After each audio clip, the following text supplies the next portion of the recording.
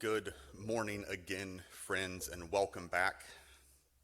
Thank you so much for your patience and your grace this morning. Also, thank you for letting us know about some of the choppiness with the audio. We hope that that is now fixed and addressed.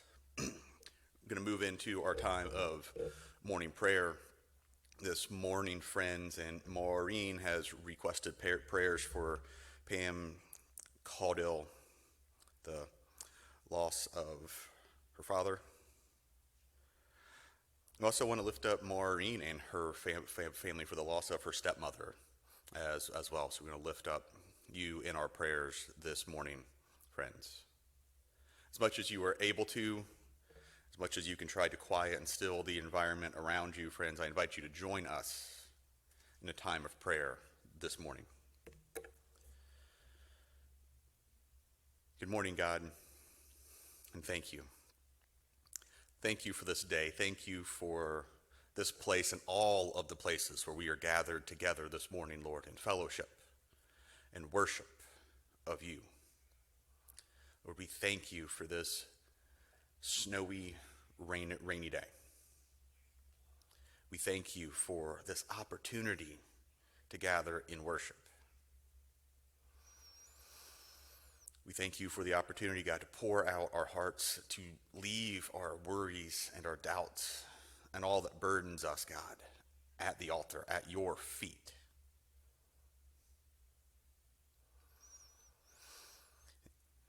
Lord, in your mighty name, in the name of the Father, the Son, and the Holy Spirit, Lord, we pray a circle around all those who are mourning and grieving and sick this day.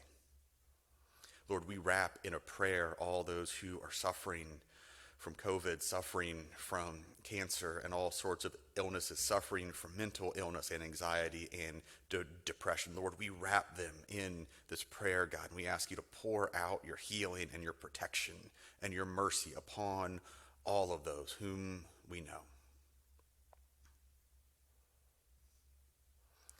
Lord, in your mighty name, in the name of the Father and the Son and the Holy Spirit, Lord, we wrap up in this prayer the doctors and the nurses, the first responders, the frontline workers, those working in the stores and the restaurants and the bars, Lord, we wrap them up in this prayer, God, and we ask you to pour out your protection and your blessing, your healing and your mercy upon all of them. Lord, we lift up your church here in Montford Heights, Lord. We pray over this building, over these grounds, over this community, Lord. Lord, we cover it in this prayer. God, we ask you to pour out your guidance, the strength and the endurance that we need to carry out your mission here, Lord. We pray for protection and for healing and for mercy for us and everyone here, God. For each and every person who may set foot upon these grounds or in this building. For the families and the students and the staff of the preschool, the students, the families and the staff of Skyward, the church staff, all of the organizations who will be coming back into this building soon, Lord. God, we ask you to bless them, to protect them, to heal them, to have mercy upon them, Lord, in your mighty name, by your power, Lord Jesus. Lord, be with us this day as we seek to honor and worship you to the best of our abilities. Be with us in the coming week, Lord, as we seek to transform the world in your image, to proclaim the good news about who you are, to heal the sick, to proclaim your kingdom,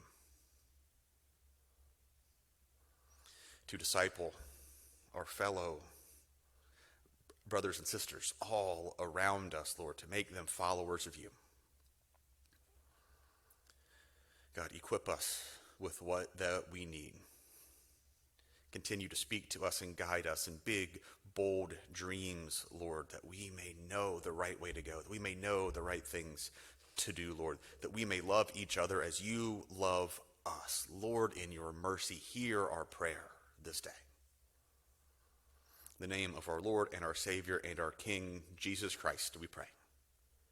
Amen.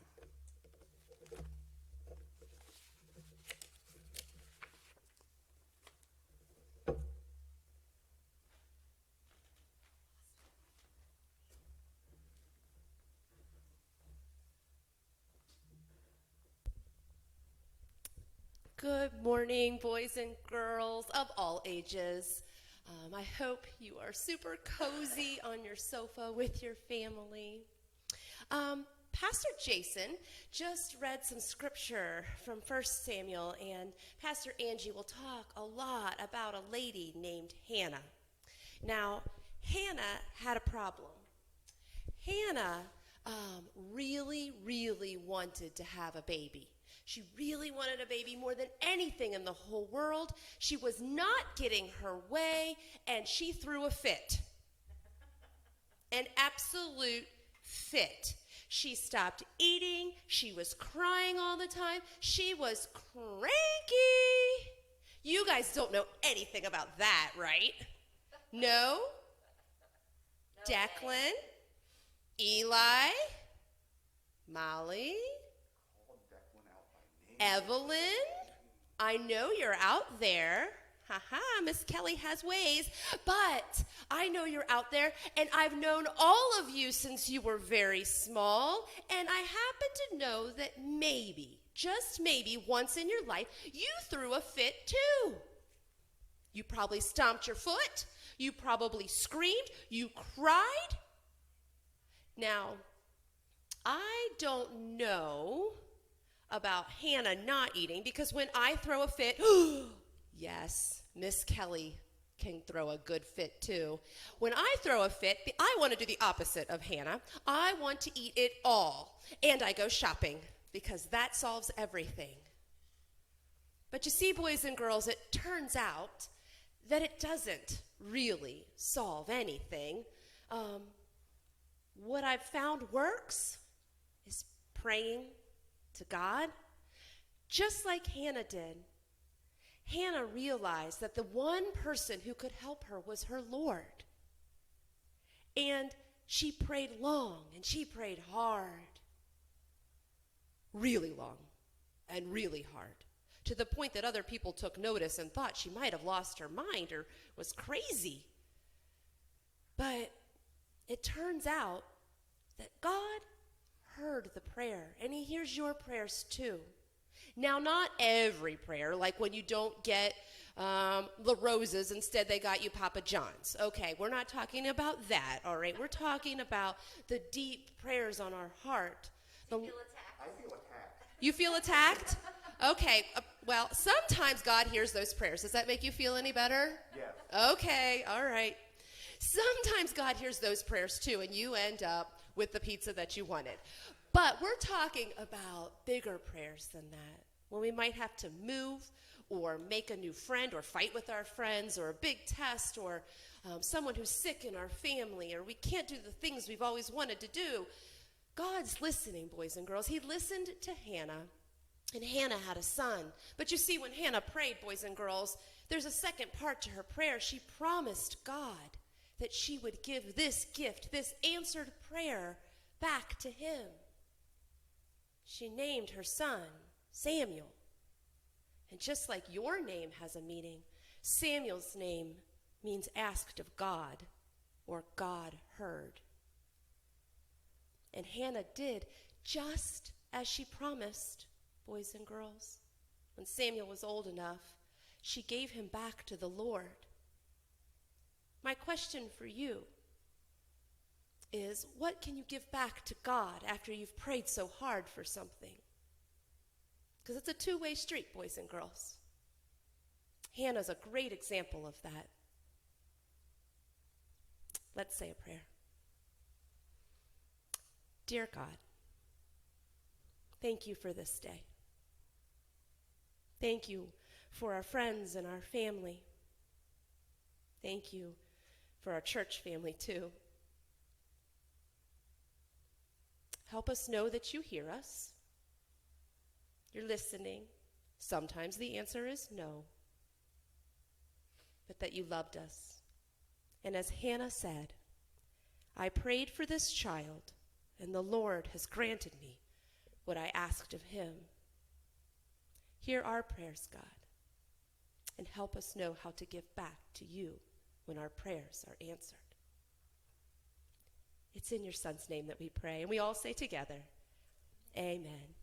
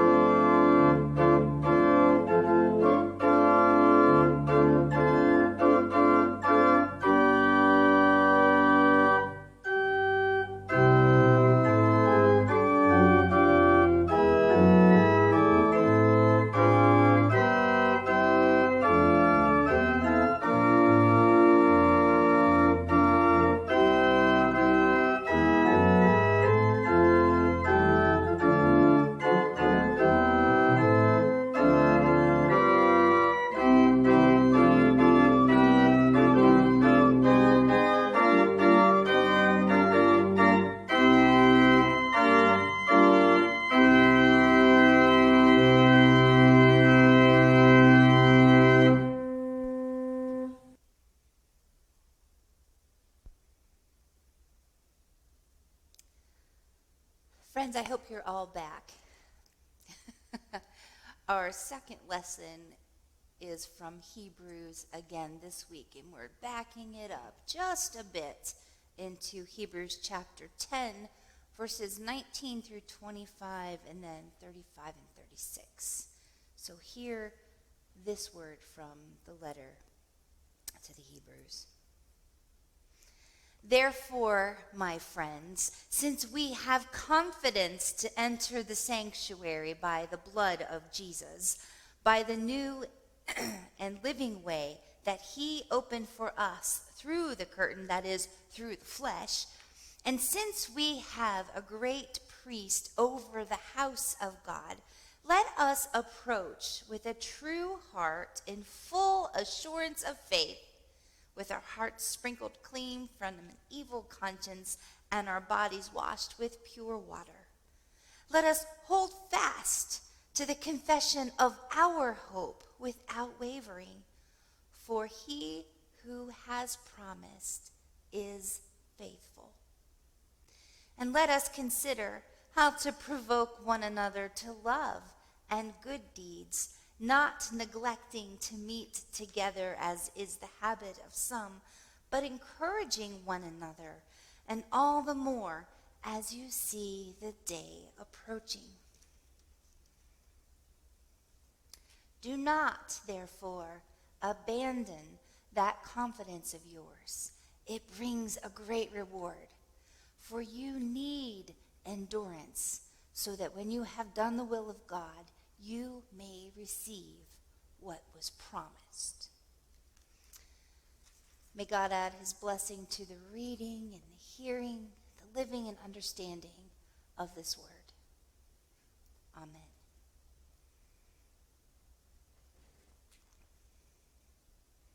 Oh, and we're going to come back. Will you pray with me? Create in me a clean heart, O God, and renew a right spirit within me. May the words of my mouth and the meditations of all of our hearts everywhere be acceptable in your sight, O holy God, our rock and our Redeemer. Amen. So you may have noticed, or maybe not, that our centering scripture, the scripture that grounds us today, is from Proverbs. And this is something that I try to keep in mind at all times, to put God in charge of your work, because then what you will have planned will take place. And friends, this is what undergirds everything that I do as pastor, and I try to make that be what undergirds everything I do as wife and mother, as daughter, as sister, as friend. I try to always stay in step with the Lord, listening to the Spirit, but I was a willful child, and let's be honest, some things you just don't outgrow. So, keeping that in mind, how we are still children of God, and some of us are still pretty willful, I'm lifting up Hannah for us today. Now, we have been looking at dreams these last several weeks. We started with the fact that God often speaks to humanity in our dreams, and we've considered some of those examples in our faith history. The dreams that Jacob had, that Joseph had, the dreams that were interpreted by Joseph and by Daniel, the dreams of Mary and Christ's earthly father, Joseph, and then the Magi. And then last week, I asked you to consider that faith was that secret ingredient, if you will, that something extra that got mixed in with these dreams. And that's what made the circumstances stand out, because faith was involved.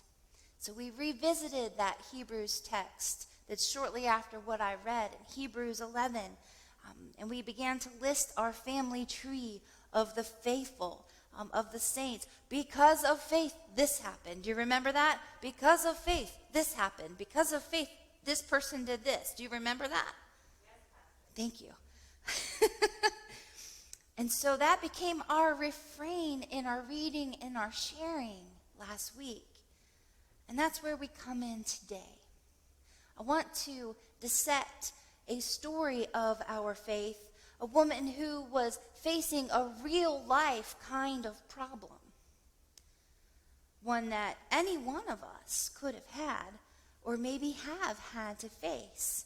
Now, it's not going to match your story exactly, but you still might be able to see elements of your pain, your faith, your trust, your dream, your own story in Hannah's. And so that's why we lift her up today as an inspiration.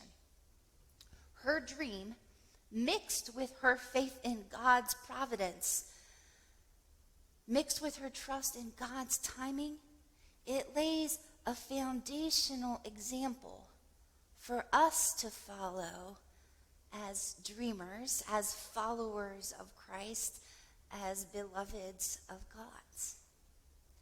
So we know that Hannah had this dream, a deep desire, a longing that God had put in her heart. Who knows how long she had it? I don't know. When I was a little girl, I dreamed of being a mom. I would play with my baby dolls. I would play house. I couldn't wait to be a mom. So maybe that had been on her heart all of those years. We do know that in biblical times, women didn't have the standing that they do in our modern era, and that they were regarded as property, and their value went up as they had children. Children were a necessity in the agricultural culture of the time. And so Hannah probably had that in the back of her mind as well. Motherhood granted a woman a bit more security in the family structure. She was considered property of the household, her father, her brother, her husband, whoever happened to be in charge of the household. So in Hannah's case, her husband was in charge, and he had 2 wives. And if you dig into the scholarship, it's most likely that Hannah was his first wife, but because her womb was closed, her husband took on a second wife. We hear that a lot in our Old Testament stories. So in Hannah's case, it grieved her very much that she was without children. And the other wife made sure to let Hannah know of her circumstance, to remind her of her standing, provoking, bullying, reminding her of who had the upper hand. Elkanah, her husband, we're told, loved her very much and noticed that she was throwing a bit of a tantrum, as Miss Kelly said, that she wasn't eating, that her brokenheartedness was creating some havoc in the family. But here's the thing. Instead of stomping her foot and throwing the full-out tantrum, Hannah determined that God could and would change her situation. She took it to the Lord in prayer, if you will. She looked to her faith. She made a vow to God, and she focused in on her dream and gave it to God. Does that sound like a good formula, friends? I'm not sure that that's quite the word I should use, but she determined that God could and would change her situation. Her faith drove her to take her dream to God.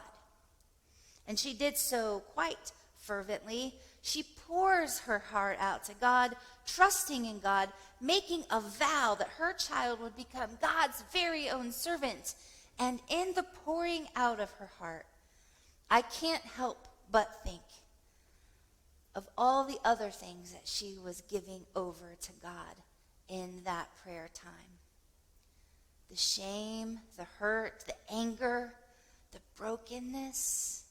I envision Hannah weeping with relief and praying even as the plan for this child was gestating in her heart.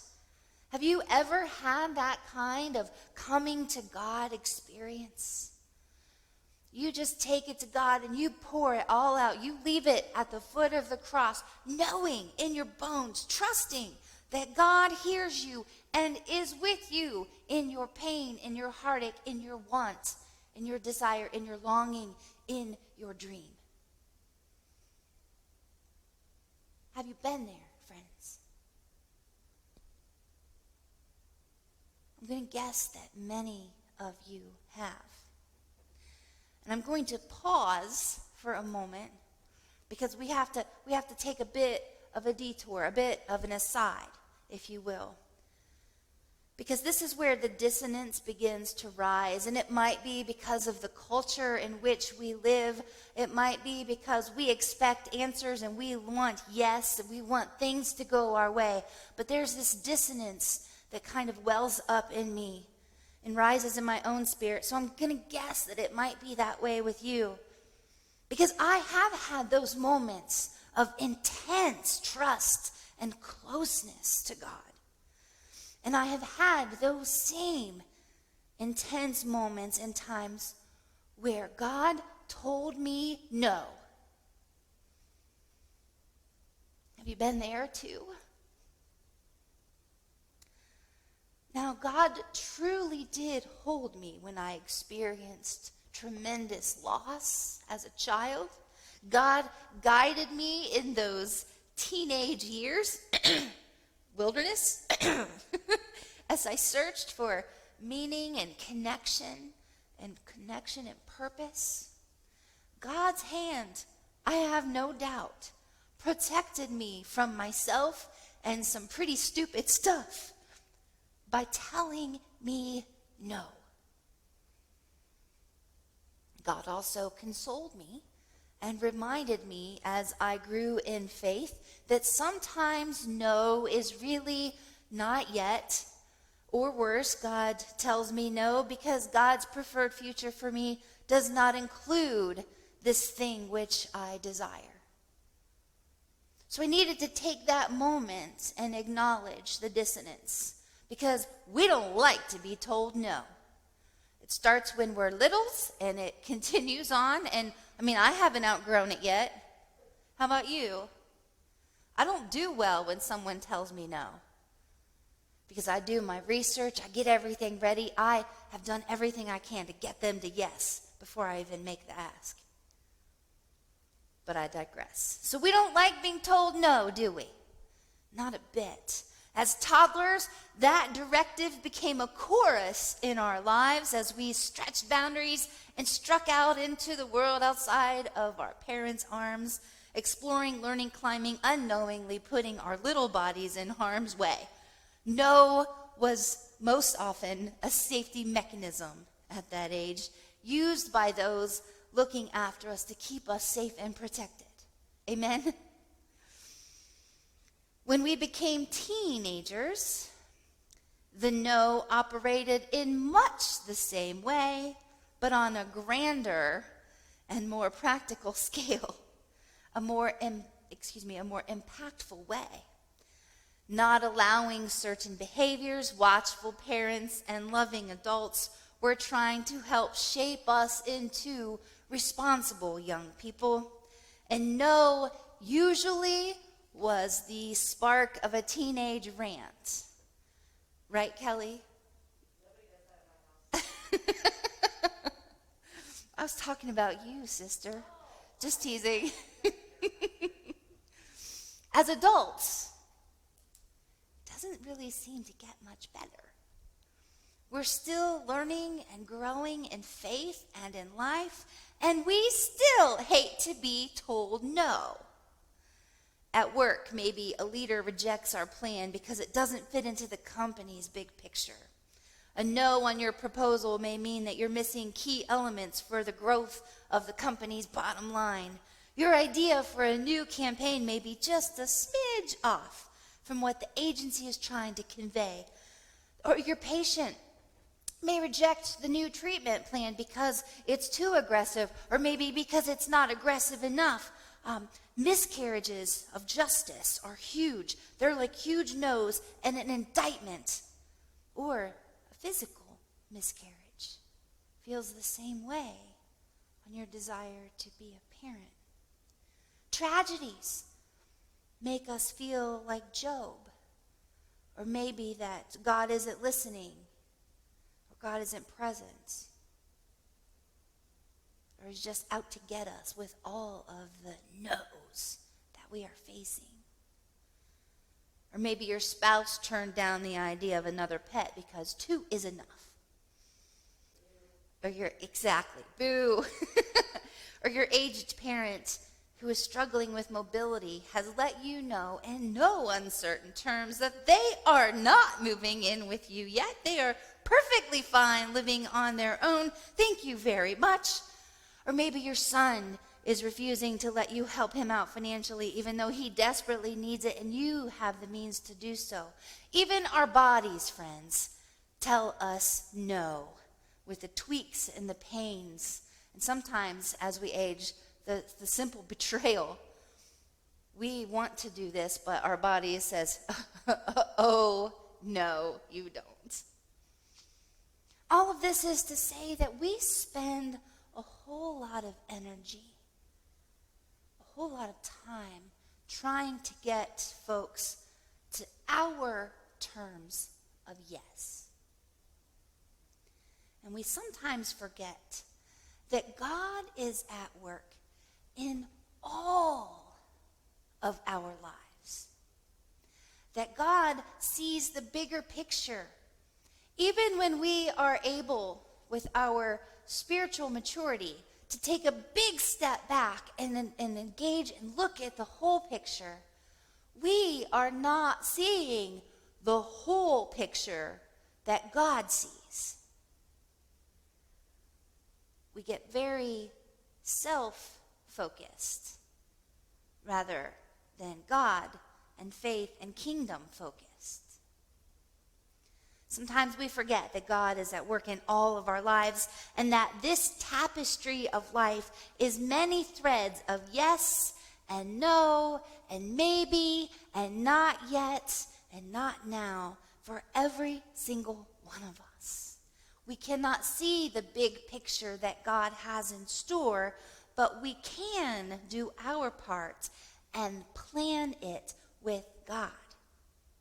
And we know that that is what Hannah did. She takes her plan, she takes her dream to God in prayer. And she is so lost in her prayer, so fervent in her sharing with God, that Eli, the priest who was there, thought that she was drunk. Have you ever been so lost in prayer that you have that kind of experience? Eli was watching her, and he said to her, "How long will you make a drunken spectacle of yourself? Put away your wine." To which she responds, I love it, I'm going to share with you from the Message. She responds, "Oh no, sir, please. I'm a woman, broken-hearted. I haven't been drinking not a drop of wine or beer. The only thing I've been pouring out is my heart, pouring it out to God. Don't for a minute think I'm a bad woman. It's because I'm so desperately unhappy and in such pain that I've stayed here so long." And Eli answered her, "Go in peace, and may the God of Israel give you what you have asked of him." She says, "Think well of me and pray for me." And she went her way. Friends, so often we get hung up on the no, or hung up on the why of the no, that we give up on the dream.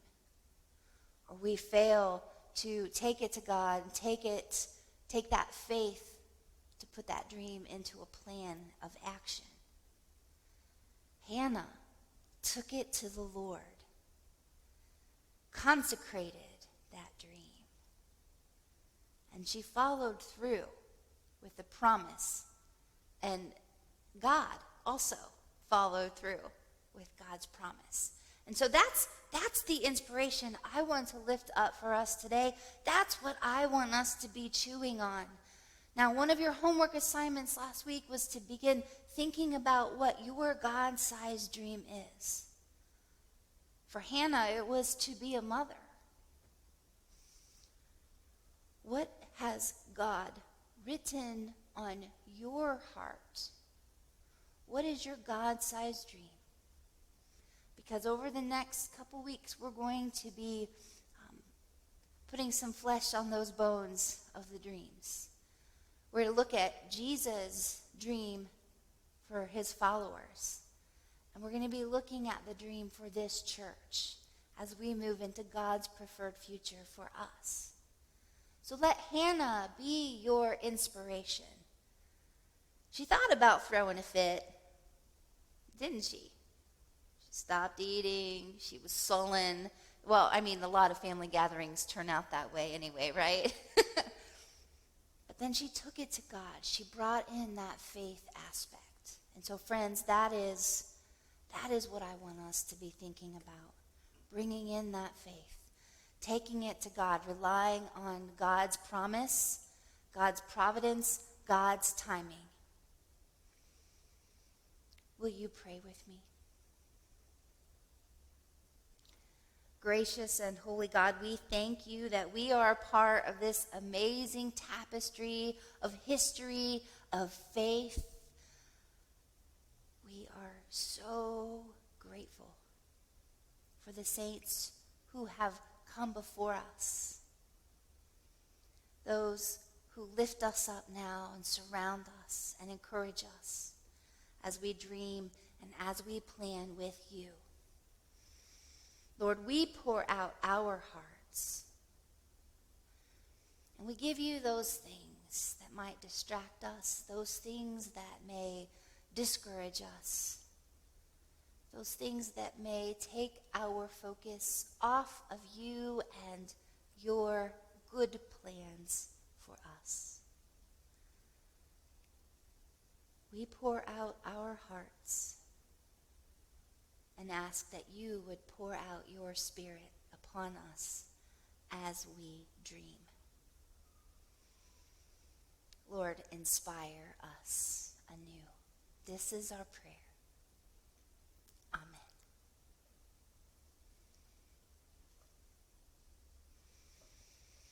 Friends, in your worship guide, it has us singing together, Standing on the Promises. It's number 374 in your hymnal or printed in your worship guide. Let's sing together.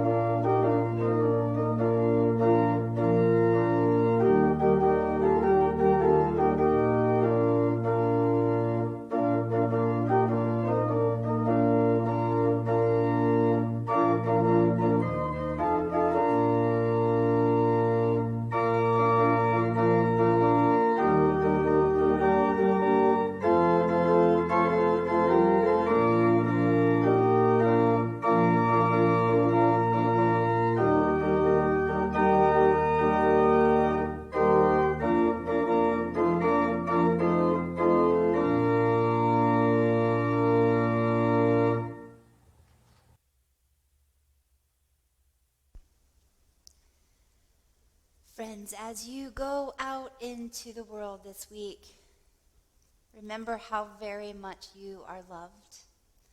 Remember how very much God has poured into you already and wants to continue to pour into you. Go out into this world, sharing that love, sharing that grace, speaking God's love out into the world. Go forth inspired. Go forth dreaming like Jesus. Go forth in the name of the one who made you, the one who saved you, and the one who sustained you. Father, Son, and Holy Spirit, go in peace. Amen.